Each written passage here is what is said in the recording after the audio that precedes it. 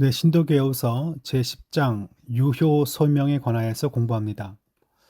유효 소명, 그러니까 소명은 소명인데 성령 하나님에 의하여서 유효적으로 그렇게 불려진 소명은 뭔가 설명하고 있습니다. 하나님이 생명 주시기로 예정하신 모든 사람들, 그들만을 그가 정하시고 연락하신 때에 그의 말씀과 성령에 의해서 그들이 나면서부터 처해 있는 죄와 죽음의 상태에서 소명 역시 말씀과 말씀에 함께 역사하는 성령님의 그 일하심 때문에 되어지는 거죠. 그런데 그렇게 부를 때 그 사람은 무엇입니까? 죄와 죽음의 상태에 있었는데 예수 그리스도에 의한 은혜와 구원으로 유효적으로 부르시기를 바로 기뻐했다는 것입니다. 바로 말씀과 성령을 통하여서 그것을 유효 소명이라 부릅니다. 즉 그들의 마음을 영적으로 또는 구원적으로 밝혀서 하나님의 일들을 이해하게 하시고 성경을 들려주어도 그 속뜻을 이해하지 못하는 경우가 많지요. 그러니까 마침 그때 성령님께서 어떤 영혼의 빛을 밝혀주어서 하나님의 일들을 말씀에서 이해하게 만드십니다. 또 그들에게서 돌 같은 마음을 제거하시고 부드러운 마음을 주시며 아무리 기적을 보아도 완악한 마음을 먹으면 그 가운데 말씀이 심겨지지 않습니다. 그들의 의지를 새롭게 하시고 그의 전능하신 권능으로 그들이 선을 행할 결심을 주시고 예수를 믿게 하고 변화되게 만드시고 선을 행할 정도로 이끄신다는 걸 말하고 있어요. 그들을 예수 그리스도에게 유효적으로 이끄시되 오히려 그들이 하나님의 은혜로 의역하게 되어 가장 자유롭게 오게 하신다. 예수를 믿을 때, 회개할 때, 결심할 때 당사자는 자유롭게 십자가 앞에 나아가죠.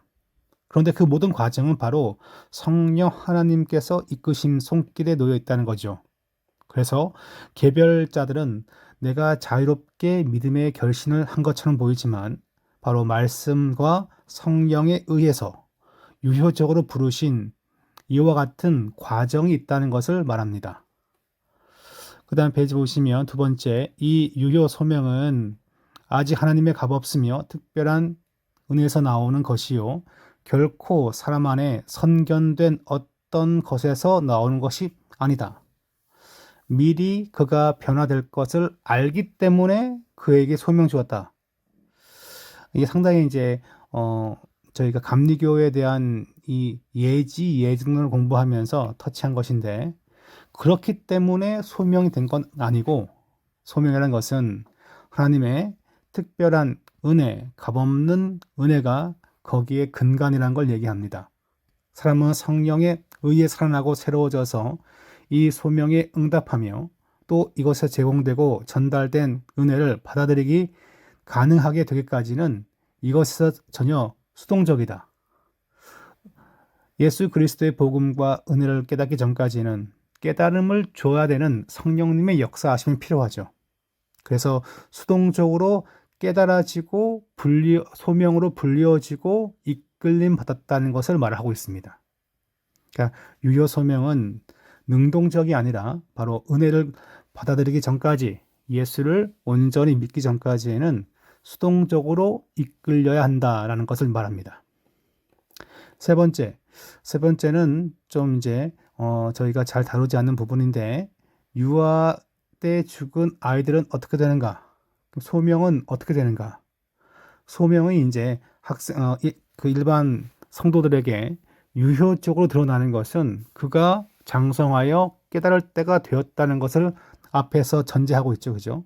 그렇다면 아이들이 깨닫지 못하는 유아 상태는 어떻게 될까요?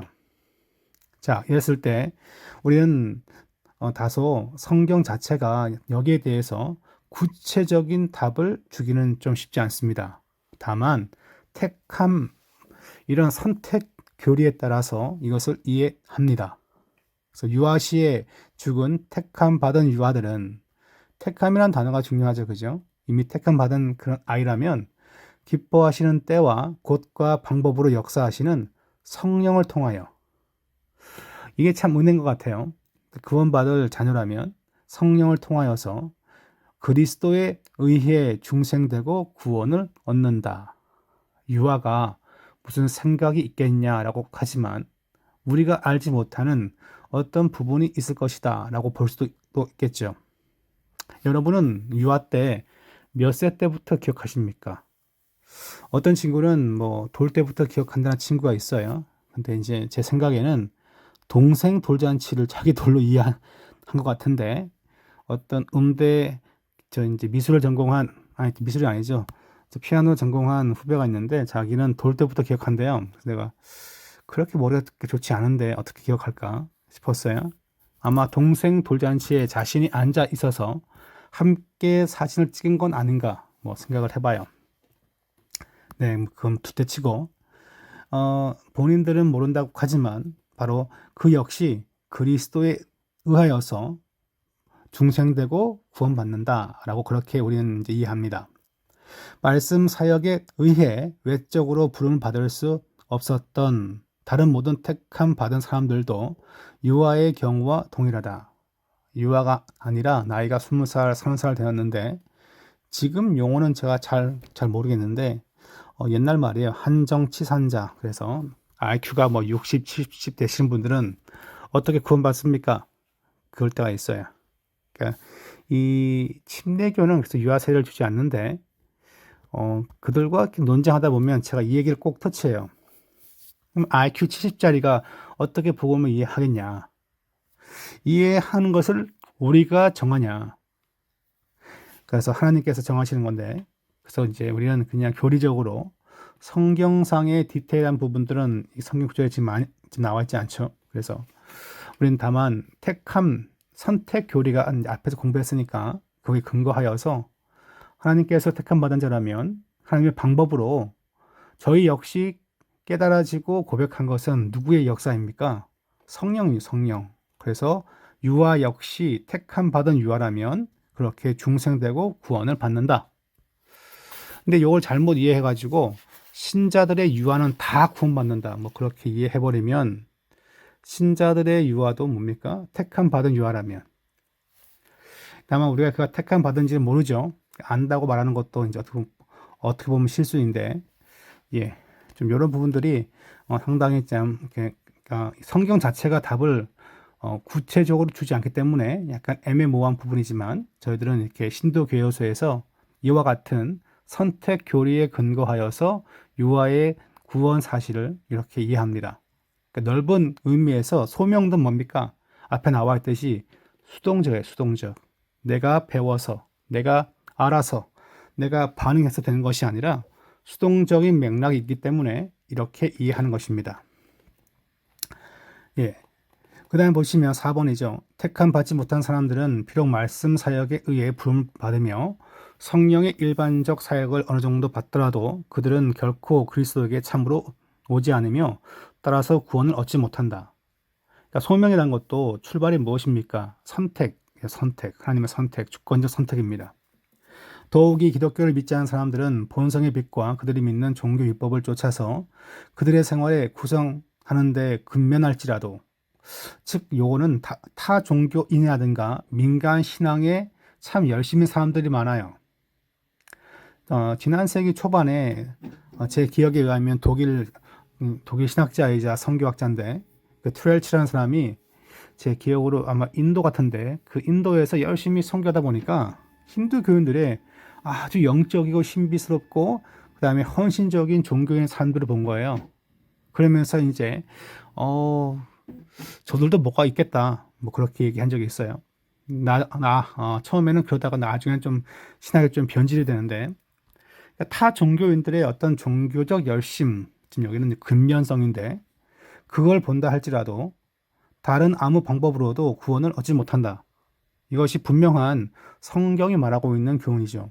또 그들이 구원을 얻을 수 있다고 단언하고 주장하는 것은 극히 해롭고 미움을 받을 일이다. 그래서 종교다운주의가 지난 세기에 20세기 초반부터 서서히 나왔는데 지금은 상당수의 그 교회에서 신학적으로 종교다운주의를 인정하고 있습니다. 한국의 내에서 교단에서는 장로교 내에서 이제 한신 측, 한신대가 있죠. 수원에. 한신대니까 기장 측이죠. 기장 측 신학이 지금 종교다원주의고, 감리교 신학이 종교다원주의를 지지합니다. 그렇기 때문에, 그리고 미국에 있는 이제, 미국 장로교 가운데 거의 8, 90%가 이쪽을 지지하는 교단입니다. 그래서 상당히 이제 문제가 되는데, 하여튼 이렇게 다른 종교와의 구원의 가능성을 얘기한다면 소명교리가 이걸 반대한다. 우리 그렇게 말할 수 있습니다. 예, 이렇게 제 10장을 다루었습니다.